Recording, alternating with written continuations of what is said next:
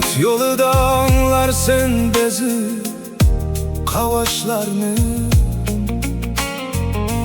Köpnü körgen pisent kılmaz şu Kavaşlardım.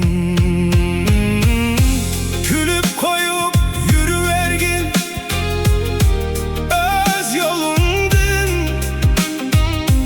Ürküp yürüme hergiz şu hırızlardın.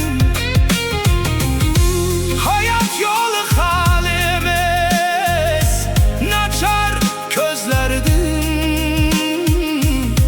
Arkandın kılınar yaman sözlerdin.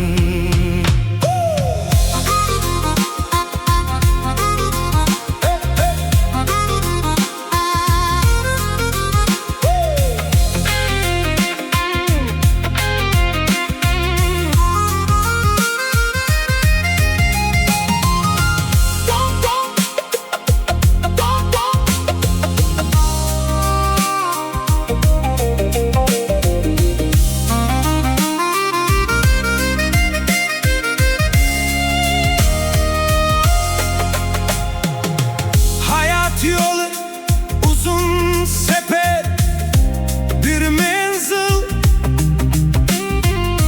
Kim dur gep tapar kim dur yeti du menzil.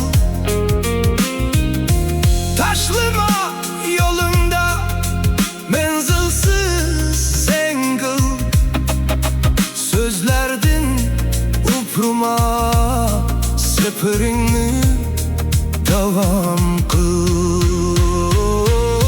Külüp koyup yürüvergin öz yolundun. Ürküp yürüme hergiz şu hırslardın. Hayat yolu haliyemez naçar közlerdin. Arkandın kılınar yaman sözlerdi.